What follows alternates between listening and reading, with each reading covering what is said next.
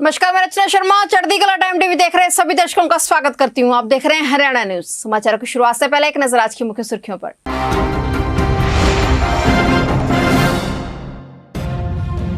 8 अक्टूबर को बनेगी किसान आंदोलन की अगली रणनीति। अब कुरुक्षेत्र में जुटेंगी हरियाणा की यूनियनें।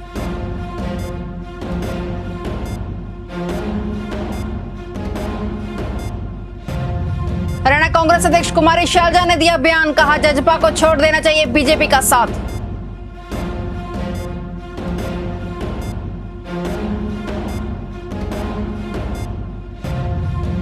राज्य के 242 गांव और 3 शहरों होंगे लाल डोरा मुक्त। हरियाणा सरकार का स्वामित्व योजना का लोकार्पण करेंगे पीएम मोदी।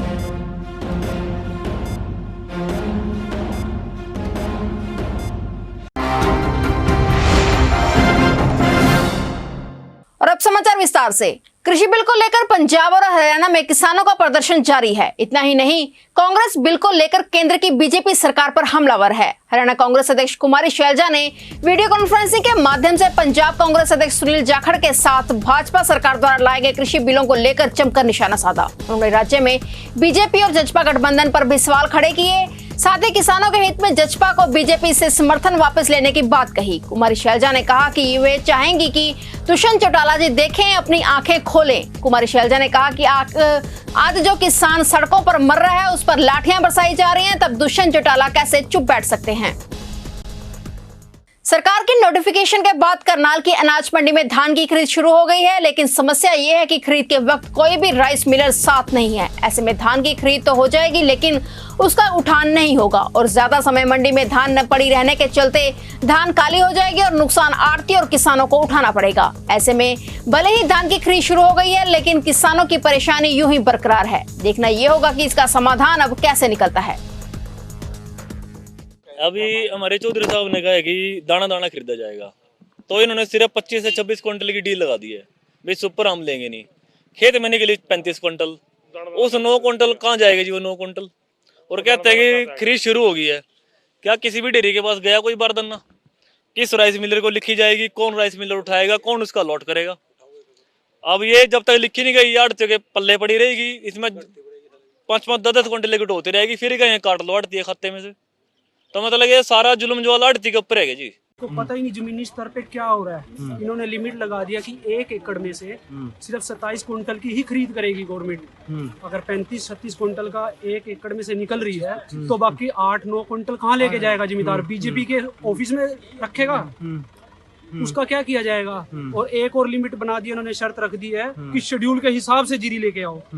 क्यों? हर एक गांव में क्या हर एक किसान के पास कंपाइन है कंपाइन? भाई जिम्मेदार के पास 22 लाख की कंपाइन खड़ी है कि भाई हाँ भाई मैं जब मेरे को बुलाया जाएगा तब मैं काट के लेके जाऊंगा। ये बिल्कुल किसानों को तंग करने वाली बात है। ये गवर्नमेंट जमीनी स्तर पे कुछ नहीं जानती।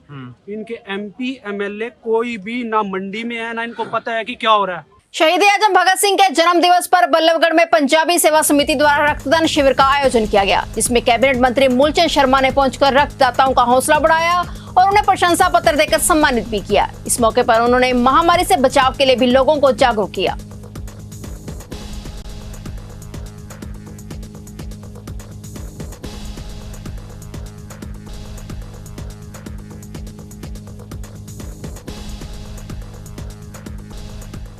शहीद आजम जी का जन्मदिन है, जिन्होंने आप मुझे खून दो मैं तुम्हें आज़ादी दूंगा, उस नारे को जो साकार आज इन्होंने समिति के लोगों ने करा है। और ये खून की एक एक बूंद आम आदमी की जीवन दान देगी और जीवन को बचाने का काम करेगी। और ये पंजाबी जो सेवा समिति है, ये बल्लभगढ़ में ऐसी समाज सेवी है जो हर एक के साथ बढ़ चढ़ कर काम करती है और दूसरे के दुख को अपना दुख मानकर इस तरह के आयोजन होते रहते हैं। मैं इनको बहुत बधाई देता हूं। मंडियों में सरकारी खरीद शुरू हो गई है। सरकारी खरीद शुरू होने के बावजूद देश का अन्नदाता चिंतित है। किसानों का कहना है कि सरकार ने 5 क्विंटल के मैसे भेज दिए हैं, जबकि 1 किले में से 35 क्विंटल धान निकलती है। बाकी को वे कहां लेकर जाएं?